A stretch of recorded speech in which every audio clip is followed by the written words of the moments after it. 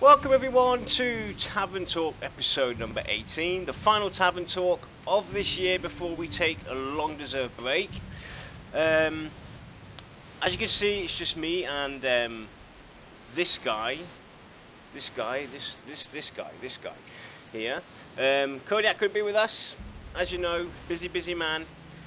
So this is what we got laid out for you today. VR Pantheon news, what there is of it. The interview we had the privilege to do with Kilsin and Madaki, and then we're going to dive into the forums together today. We thought we'd do something special as our last Tavern Talk, where we let you decide on what topic we pick out and talk about, and then the latest screen grabs and other news. And we do have one announcement that kind of happened briefly. Voice of Terminus is no more. The show has it's been cancelled, and these two dudes took it over. It's now called the Kilsin and Madaki Show. So from now on, Voice of Terminus show is no more. We are now called the Kilsin and Madaki Show. By popular demand that we get off the air and let these two guys professionals take over. Right, so let's go and dive in to the news of what there is. And Pantheon MMO did a poll on Twitter December 14th. What was your favourite new model debuted during our recent Twitch stream with Co-Carnage? 26% voted for Gnome, 22% voted for Ogre, 23% voted for Dwarf, and 29% voted for the Ahai. So there you have it. The Ahai were the most popular favourite model. By quite a margin. Yep. So what was yours, Rex? I'm going to go with the majority. I love the Argai. Yeah. The model was amazing. The Ogre is my second pick for race if the Scar don't pan out the way I want them to. But the lighting and all the fine details on the Argai are just mind-blowing. Yeah. Definitely interesting with the colours on the, you know, those... all the striations. Yeah, definitely. I can't wait to see if we can fill them out with those. So, do you want to carry on with the next part of the news? Sure, we got a tweet on December 19th from Pantheon MMO. If given the chance to jump into Pantheon right now for 1 hour, where would you go and what would you do? Well, oh god, you know, I have a feeling that the Scar area is going to be nothing but desert. So instead, I'm going to say I'm going to go tromping around Wild's End. Because that seems like it would be more visually amazing than maybe the Scars area. Yeah, I could see that. I mean, I was mind blown. I mean, I'm glad they started the stream off in Wild's End. That atmosphere just made it feel right. Yep, I think quite a lot of people agree with us. Wild's End would most probably be one of the most popular places to go to. Yeah, there's just so much detail. The question is, what would you do? I'd kill all the things. That's just the way it is. I'd go ravaging through the bushes. I'd kill everything. Just like, look, it's a giant mosquito. Let's kill it. Let's see what it drops. Yeah. So, next part of the news. You want me to take this one? Yep, you take this one. So we had another tweet on December 19th from the man, the legend, Mr. Brad McQuaid himself, that says, "So much for my plan." Yep. And it shows him dead at the feet of a golem. Yep. That a lot of you are probably very familiar with. Yeah, we'll bring that up in a bit because we're going to talk a bit about that because it's actually some funny, interesting things to point out. And that's the VR news for this week. Oh, it's a little late, but holidays. Yep, exactly. It's holiday time, and oh yeah, we have a bit of news for VR as well, for the man himself. Let your minions have a break. They deserve it. They deserve it. Yeah, they worked hard on that live stream. So as you guys know, we had the privilege on Friday to have Kilson and Madaki join us on the show for our second interview. And it was fairly interesting. It was a lot of fun. They answered some community questions at the end of the show, and I'm going to quickly go and pull up the link for you guys so I can link it to you if you missed out, if you didn't see it. There's the link to the interview we did with these two guys, and immediately after that, that above us, over there, up there, happened. Kilson and Madaki show. So yeah, it's a sad day for the VOT. Right, so let's go. Worthy successor, though. Yeah, or them, yes. So let's go and dive in, and I'm going to go and bring it up, guys, because you get to decide today what we talk about in the forums. I'm going to go and bring it up. So, Lex, you keep an eye on chat. Sure thing. While I let people in chat pick a topic. Let me go and scroll up. Well, there's a few of the topics. You want me to carry on scrolling down, guys? Let me know. We'll give you a few minutes to decide, and then we'll dig into it. Oh.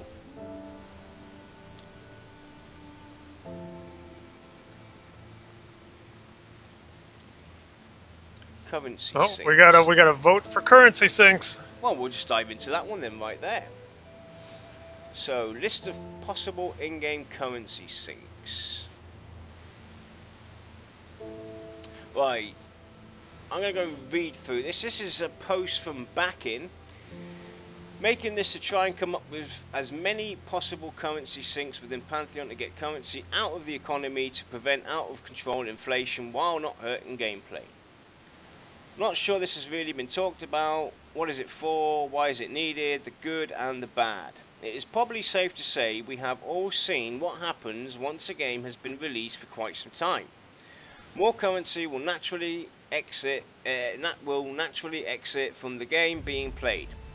Supply and demand will take over. Inflation starts to happen. Things spiral out of control. I think I heard VR talk about this some, but not a lot. It is still early, and I am sure they are probably already thinking about it. What can we come up with? What could they use as in-game currency sync? Armor repairs. This is an obvious one, but it needs to amount to a nice chunk of currency, especially at cap levels.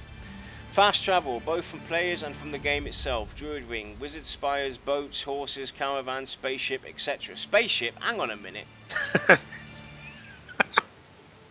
Okay. To infinity and beyond. Gambling. Once a day, you can buy a ticket at the chance to win the jackpot of the day. Minimum purchases needed. Game keeps 40% or something. Nah, I don't like that. Consumables. Hopefully they will be very useful and needed within Pantheon. Guild player housing weekly upkeep. Once that goes live, I know it will not be at launch. Bribes to have guards who don't trust you leave you alone. I like that idea. That's a good one. Taxes, charges on marketplace, auction house, broker, bazaar, or whatever system VR might use if they use such a system. There are a few more I can think of, but won't list them yet. What opinions do you all see? How much is too much? So, Lex. Yes. Your take. I like the bribes idea. That's a very unique mechanic especially for an MMO. Mm-hmm. There could be a lot of fun opportunities with that, and a lot of ways to mix up gameplay. Personally, although the repairs of armor does make a lot of sense, especially in an MMO, I hate it. I hated WoW because of that. It drove me nuts because the more valuable your armor is, the higher the repair rate goes. When you get into raid gear, it's almost like a penalty when you just for being successful, because you end up spending more and more and more, which does its job to keep money out of the economy. But when I finally left WoW, it was because I was doing dailies, like all my dailies every day, just to afford my repair bill. That was it. I wasn't playing the game to have fun. I was doing it so I could raid, and that was it. So I logged in every single day, even the days I wasn't raiding, did my dailies, just so that the 1 or 2 days a week that I raided, I could actually repair my stuff. If it's toned down and balanced correctly, I wouldn't have a problem with it at all. Yeah. But general wear and tear always affects the tank more than anybody. And because we're the one getting smacked around. So if I do my job correctly, I'm the only one that gets hit with a money sink. You know, it's kind of taking away the incentive to do my job, because I could be bitter that everyone else gets to walk away without a repair bill. Yeah, but you do get bigger rewards though from when you go raiding. You do, yes. It's more annoying. It is annoying. It is a nuisance and stuff. But I mean, they had it in every game, where you know, as soon as you have raid gear and you go raiding regularly, and you die regularly in a raid because you can't get it together. It does become expensive, but you do earn quite a bit of cash. Right, but look at it this way: as a fully defensive tank, which is what you need to be, like a raid's main tank. Okay, you killed the absolute slowest. It takes you the longest amount of time in game to accomplish. We'll just say dailies for the sake of it. To do 3 dailies every day. It takes me probably twice as long as everybody else, save a healer. And the healer doesn't really have as bad of a repair bill, because cloth is generally easier to repair than plate. Yep. So we get the highest bill, take the longest time to keep the money our income flowing. And meanwhile, the DPSers or whatnot sit over there and amass a fortune, because they can do everything they need to and cost less to repair. You know, it's got to be balanced, because every game up to this point with repair costs as a tank has made me not want to be a tank. Because it's like, yes, we need you in this game, we need you to have groups and raids and all this stuff, but we're going to make life absolutely difficult for you because of repairs. But that's just my 2 cents on that. If it's in, just please keep in mind the tank issue. You know, that's all I'm going to say. Traveling costs, they said they're going to be very limited, fast travel. I would expect fast travel to be rather expensive because of that fact. When you think of porters in a game, like a druid or wizard from EverQuest, that's not considered a money sink. That's a money transfer, because you're transferring it from one entity to another. It's not actually being removed from the game. So I won't even count that. Boats, caravans, anything like that, they just need to be expensive. Look at fast travel, though, in general, right? You know, it's always been used as a money sink, per se. But then you look at all these games. I mean, in EverQuest 2, it's free. You don't pay a dime. Yep. In Terra, you pay a couple of silver. Right. But you're earning so much cash when you're out there doing your grinding. You know, going through the dungeons, this, that, and the other. That it's pointless. You know, why put it in there then? You know, why have it in there? Yeah. Why try and use it as a money sink? If I have to hit a button to repair it, it needs to cost something. Yep. It's just, for me, the cost has always felt like, hey, bend over, we're going to go plug a stick somewhere, kind of thing. I like the idea of taxes. They should fluctuate. Oh, definitely. We had that big discussion on it, didn't we? Yep. So that needs to fluctuate, just to be like, you know, if say there's 2 towns 10 miles from each other, you know the taxes are 20% in this one town, so you're actually going to go the other way because it's cheaper for whatever you're going to purchase. That in itself is a way to almost herd your population, not all, but some, and be like, you know, oh, a lot of people aren't going to this area, well, let's up the taxes or in other places or lower the taxes in this one particular place, and you'll find more and more people will actually trickle over to those areas. Yep. Simply for that savings, because I'm the kind of guy that a 5% saving, sure, I will spend 20 minutes walking, to a place without fast travel. Yeah. Just to save it. And coming back quickly to the bribes idea, Smarty added something that I was actually going to bring up myself. Actually having it fail, though. So you go up to this guy and you go, hey, come on, look the other way, and then he just thumps you. Boom. Bam. Knocks you out cold. That I would like to see as well. You have an off chance that your bribe isn't going to be enough. So if you don't tip him enough, like say for instance, right. you start a dialogue with this NPC, and you're like, hey, sugar, if I give you an X amount of gold, will you just look the other way and pretend that I'm not here? Now, he'll respond saying, yeah, sure. Give me the X amount of gold. And if you don't give him the right amount, he might just thump you. Right. And there's a lot of really fun things they could do with that. Like, we'll take Skyrim, for example. I always thought it was neat that they threw you in jail. When they catch you and stuff, they actually throw you in jail and you got to get your way out. It was a little harsh when they kind of strip all your gear and stuff. But I might be thinking of an earlier Elder Scrolls. Something like that would be kind of neat, with the ability to actually get all of your gear back. Because if you're going to take somebody and throw him in jail, you're obviously going to be taking his weapons and armor. Just make them somewhat easy to get. Yep. So I want to quickly bring up the gambling, because there's actually a post that's kind of breaking it down. So it's similar to like the Giggly Goblin in EverQuest 2. You buy a ticket and you have a chance of winning a jackpot that is put in from the game, from what players put into the gambling.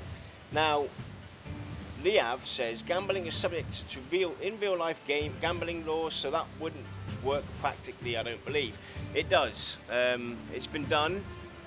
Multiple games actually have it in there, so that shouldn't be a problem. It's just mucky waters. There's a lot of red tape. Yep, there's a lot of red tape. Especially with real currency. But on that though, I never liked that in-game, to be honest. It has absolutely... The way they presented it, especially in EverQuest 2, was the wrong way to go about it. You go pay 10 silver and then you roll 6 numbers and you either have a chance to win the jackpot or not. While it was cool to some point, it just didn't feel. It just doesn't feel right. They should think of other ways to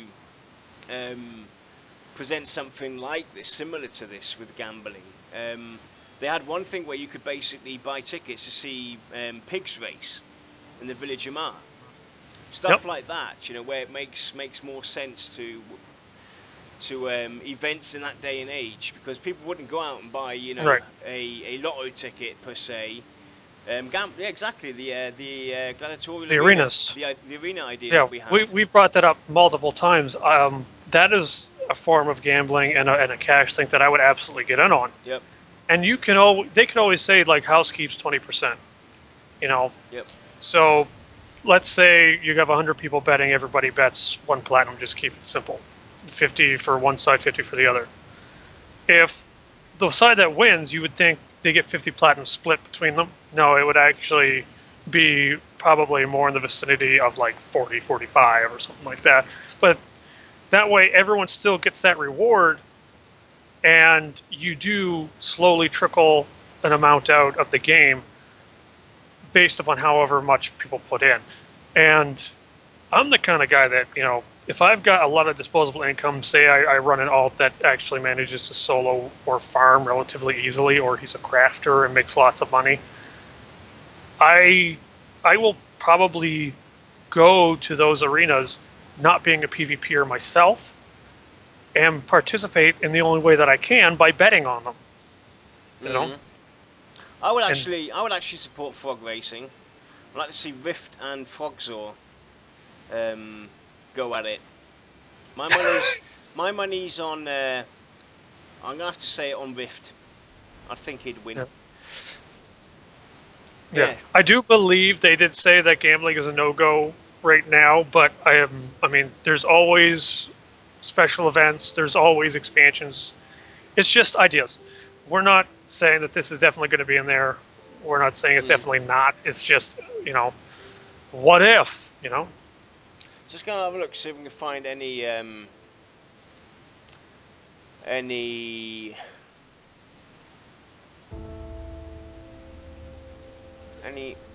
One thing, like EverQuest 2 with the housing, you did have to pay, but it kind of felt like the payment that you had to provide for like the starter house versus the next house up was ridiculously high, so that almost everybody that I have ever known in EverQuest 2 always kept the first house because that was all they needed. The only time they'd ever go up to the next tier of house was if they were into that whole interior design and the contests and such. But again, that all comes down to balance. Should your home or your guild hall cost something? Absolutely. But how much is up for the devs to actually get correct?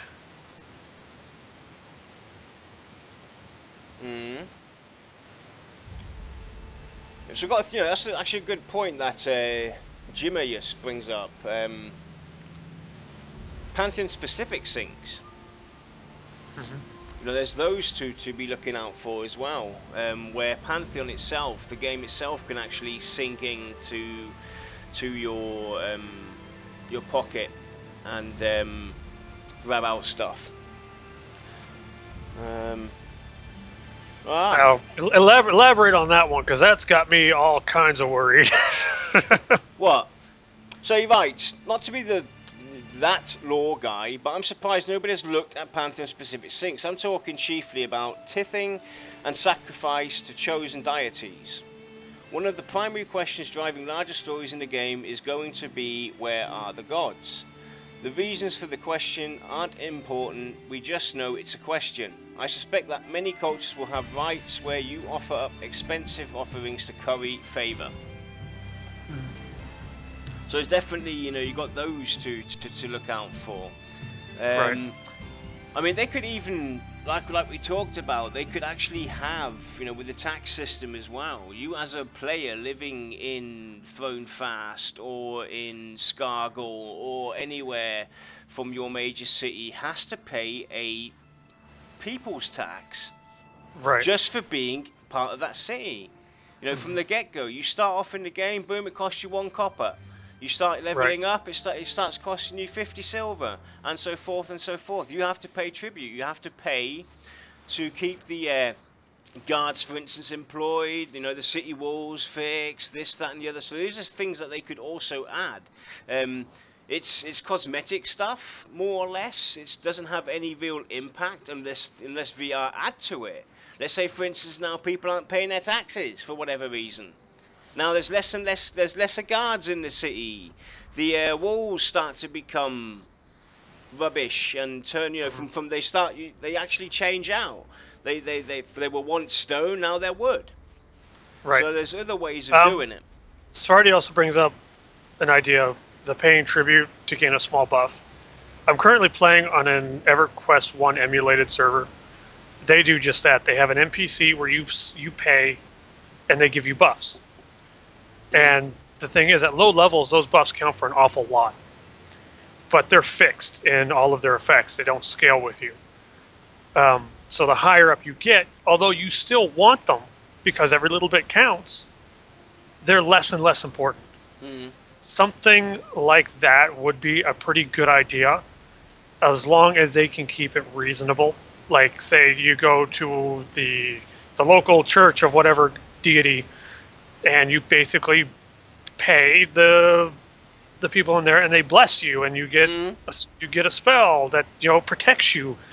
But it shouldn't be stronger the higher up you go. It should be share the same buff slot as like a cleric, so that if what they give you is like a level 20 cleric buff.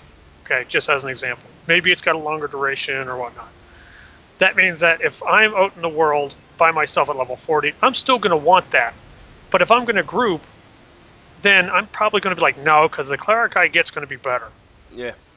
And you can do that. You can still say that the higher up you are, it costs a little bit more, even though the spell doesn't get any stronger. Because the higher up you go, you technically don't need it anyway. It's just if you want the luxury of it, then you're paying for a luxury now instead of a necessity at lower levels. And you could do that with almost every school. You could do that with like the shaman, whatever their organization is called, you know.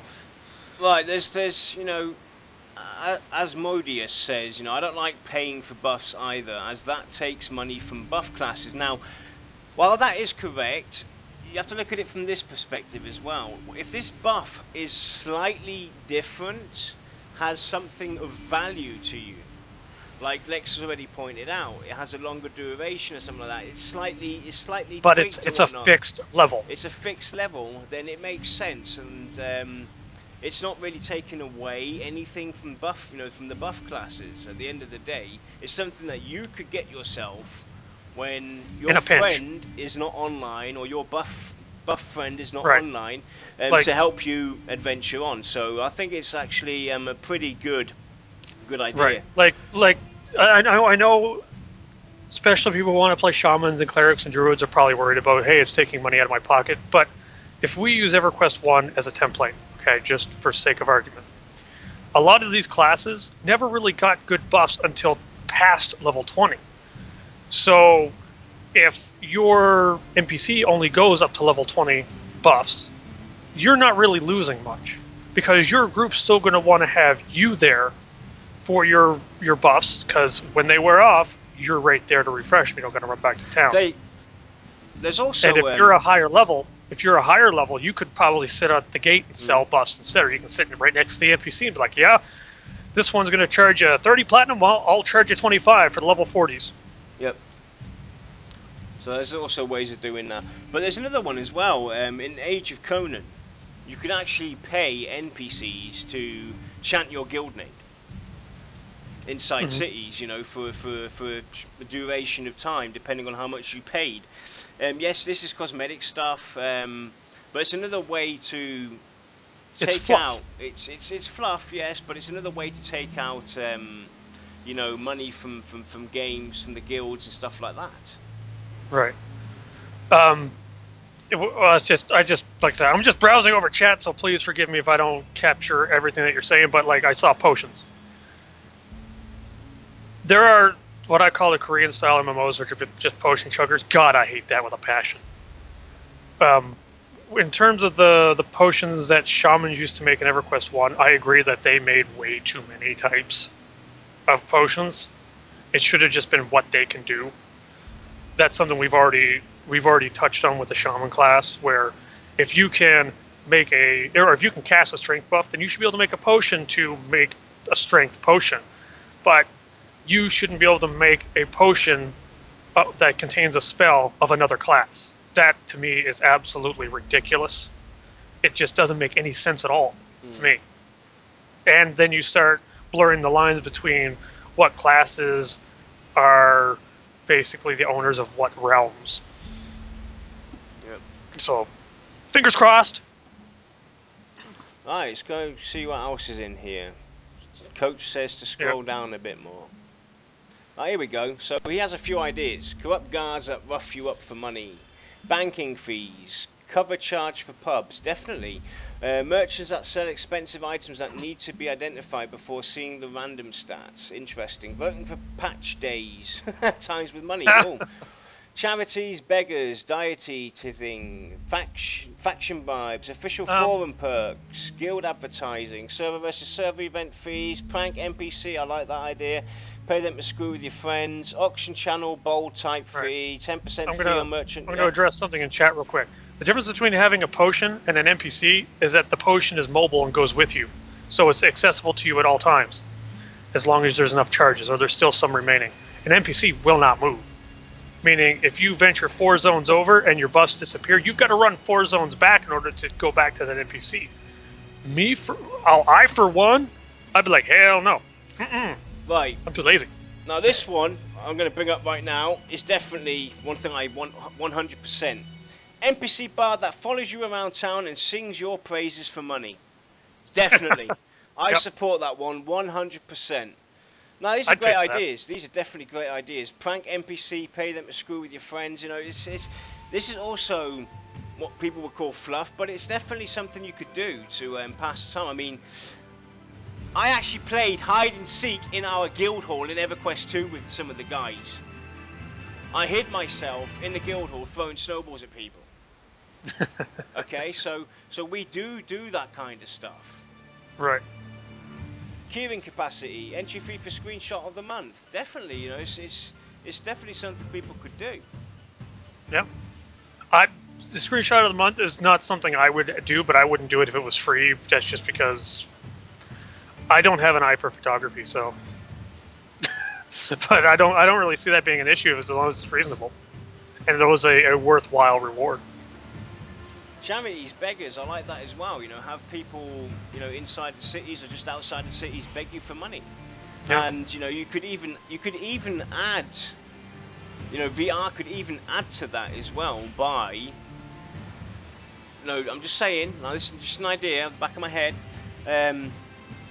Let's say for instance you've got an NPC outside of town and he's constantly there and he's begging him. You've given him money once. Now.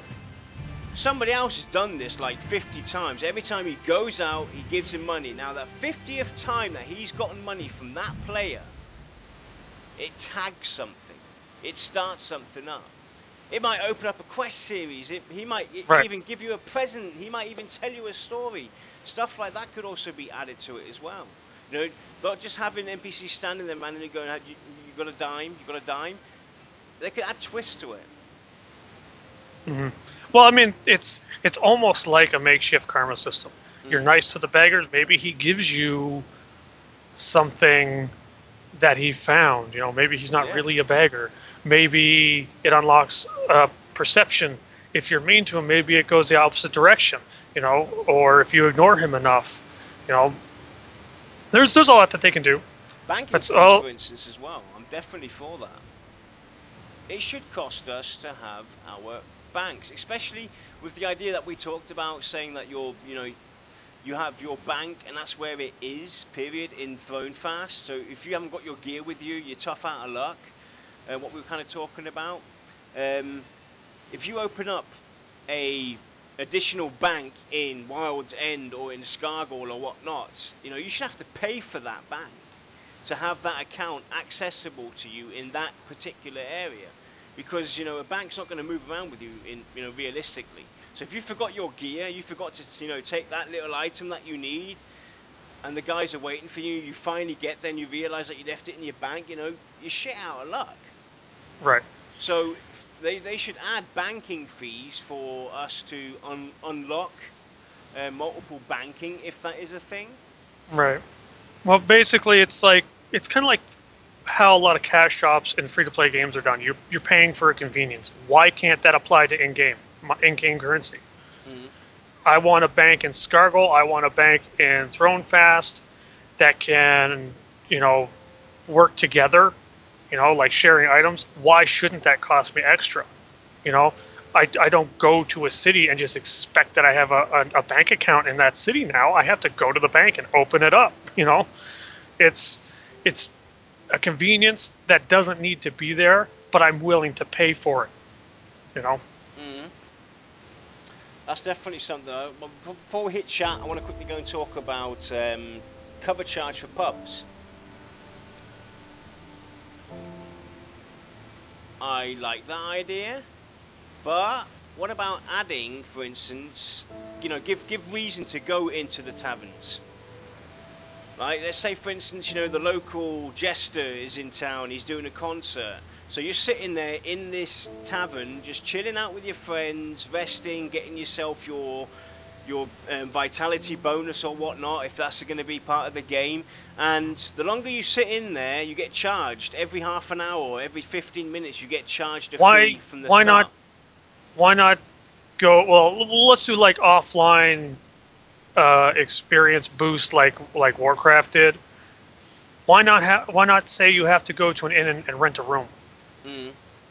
You know, I mean, it should just be a flat cost. It shouldn't be for however long, because if I go on vacation, come back, oh God, I'm broke. You know, it should just be a flat fee. But I don't see that being an issue, and it would still be a relatively large sink, because you could say say something like, you know, let's assume that gold is the highest currency type. 10 gold a room, done. What about, Backstabbing's got actually an idea. What about loans from the game?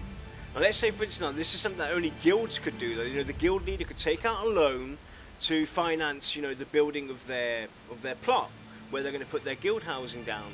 Now, obviously, you're going to have to set in a system where if you don't pay, it's going to hurt. So right. That's another way as well to get guilds actively help each other, contribute to the guild itself.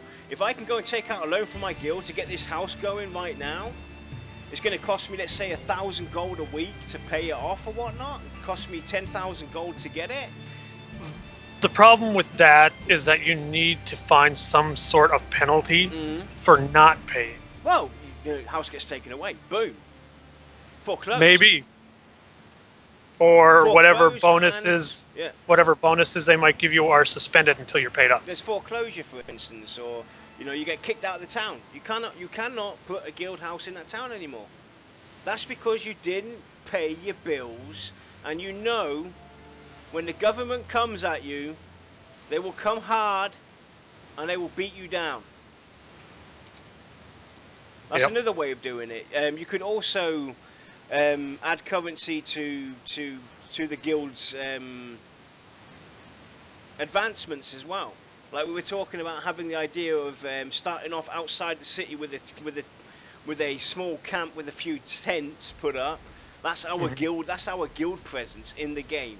It's a small little camp with a few tents. Now we can advance up and go up and go up, but it's going to cost us as well. It's going to cost us money to get the ledger that we have, advanced, get it done, written down, stamped, dated, sealed, and everything. So it's paperwork, like paperwork costs money as well. It's just one of these things where it would be so hard to actually coordinate and do properly. And if it was done right, I'd be for it. But it's one of these things where it's like, as was pointed out in chat, what if you take out a loan, you delete your character, and then all of a sudden your guild suffers, so that could be a way that some people would troll a lot of people, because you could form a guild, someone makes you angry, take out a loan, granted only the guild leader could probably take out the loan, but then delete his account, and he doesn't get any real side effects to that. It's a case of everyone else suffers for his trolling. So there needs to be something to protect people. But what about player loans? Then, leave it up to the players. They'll sort it out. I know. Well, in EverQuest, I used to run my own loans. I used to tell people that I get a 20% payback if I lend you money. If you don't, then as a necromancer, it's like, if I don't, I will make your life hell. I mean, it's definitely a very touchy subject and not something to take lightly. We're just running ideas here. Don't take it all to heart and think that we're actually in support of everything. We're all very passionate when it comes to Pantheon, but I think the biggest challenge that everyone's going to face at some point is the fact that even though if you don't like something, you can't just be utterly negative about it. You do have to try and see it from other people's perspective, because these are still people that you're going to play with, It's me as a tank. I can't just expect the healer to keep me healed when there's 15 things beating on me. It's a give and take here. I have to realize that, that's going to be hard for them too. I can't be mad at them if I die, because it's not easy. It's just the same with all these features and mechanics and everything like that. It's, if they decide to take out climbing, we have to be okay with that. We don't have to know why. We don't have to understand the reason. We just have to be okay with it and just assume that, yes, there's a very valid reason for it. It's just like when we're talking about a lot of these issues, like money sinks or factions or racial abilities and modifiers. From my point of view, I love that. racial modifiers. Maybe some people don't because all of a sudden now their class that they want or the race they want to play isn't something that they should play. I understand that, but that difficulty in choosing the race because of all these factors is what makes the game fun for me. It doesn't mean not having them is stupid. The first one, though, from Coach is a bit disturbing. Corrupt guards that rough you up for money. Are you serious? Coach? You want to get roughed up? If there's death penalties, hell no. Speak to Lex, he'll rough you up. He'll do it for free. Actually, hell, I'll do it for free. Hit me up. Now, that's a cool idea, actually, but I think that's going a bit too far. Hey, you know, paying some guard to go and beat you up. Unless it has a reason. Yeah. And trust me, if anyone's going to see it from a power gamer's perspective, it's probably going to be me. I've been playing MMOs since the MUDs. I used to put raid mobs on lockdown and charge guilds to basically have a crack at stuff.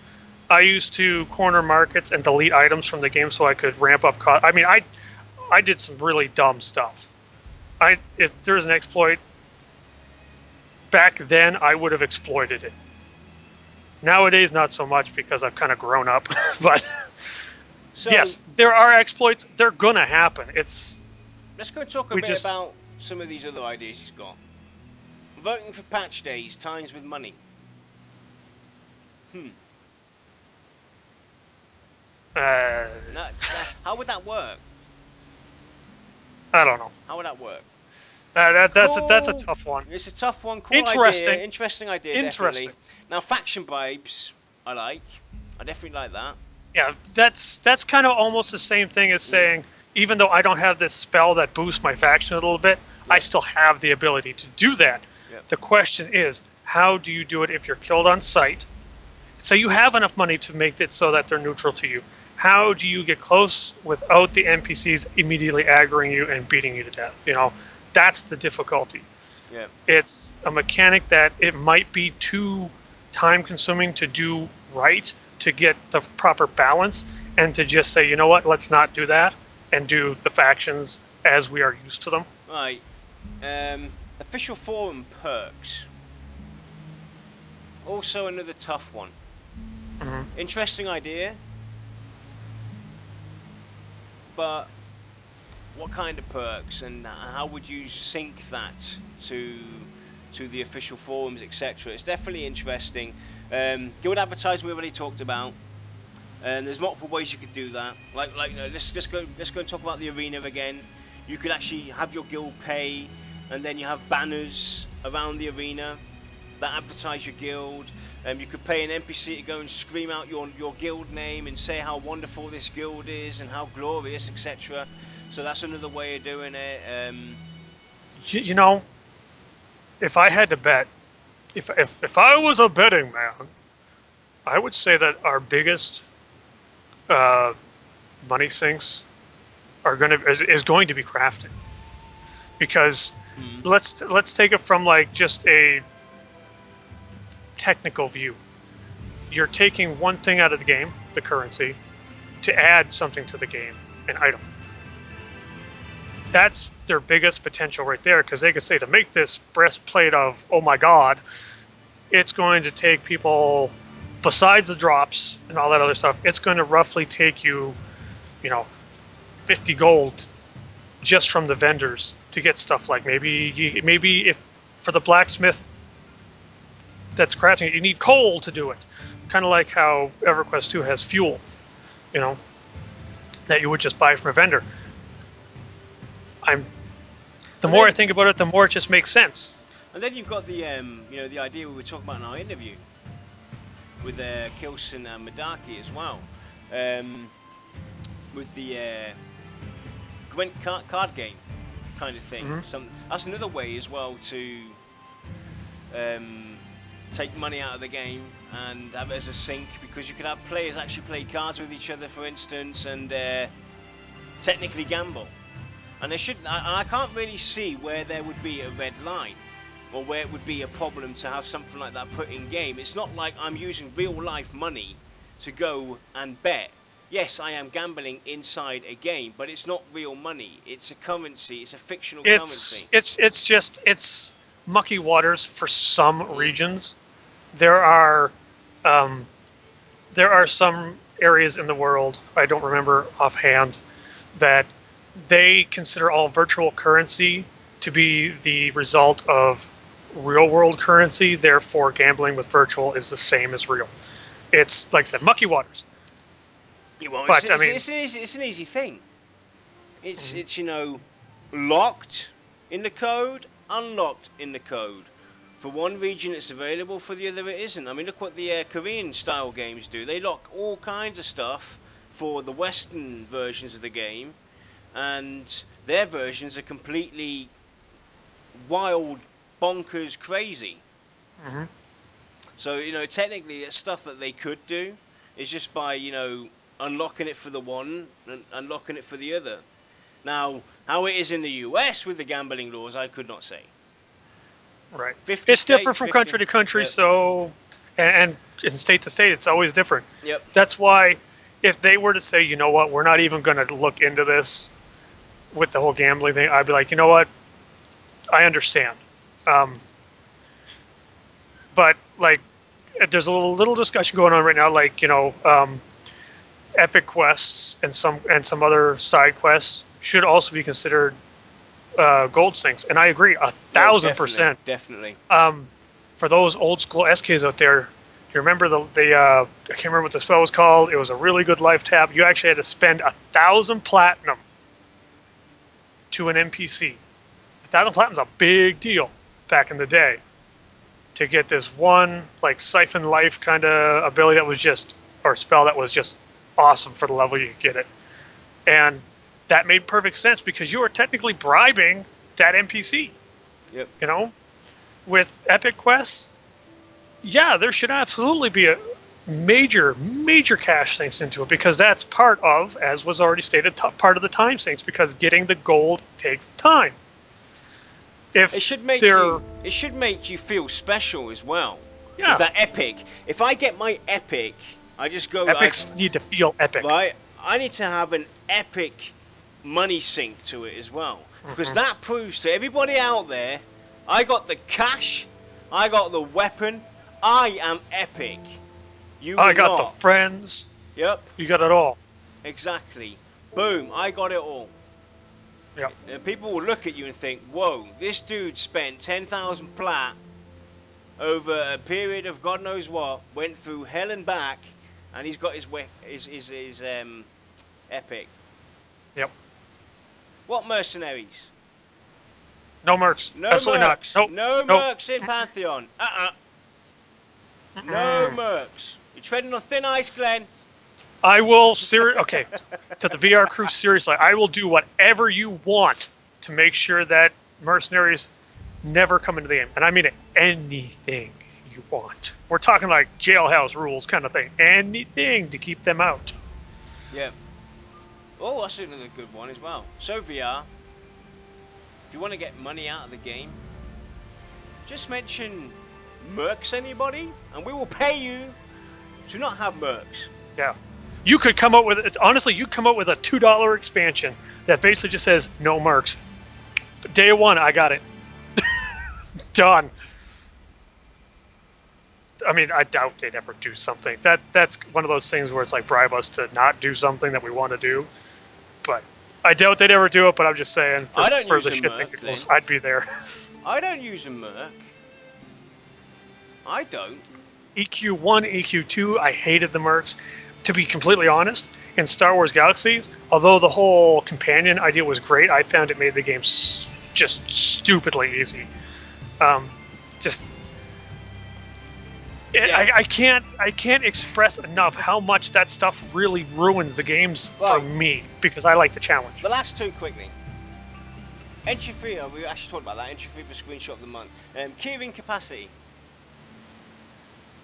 It depends. If you were to do like a pack mule, then I could see that you pay some gold and you have a pack mule for a while.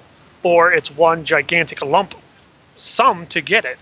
But pack mules is something that's a very, very touchy subject, simply because, you know, if you're in a group and you're in a place like Wild's End,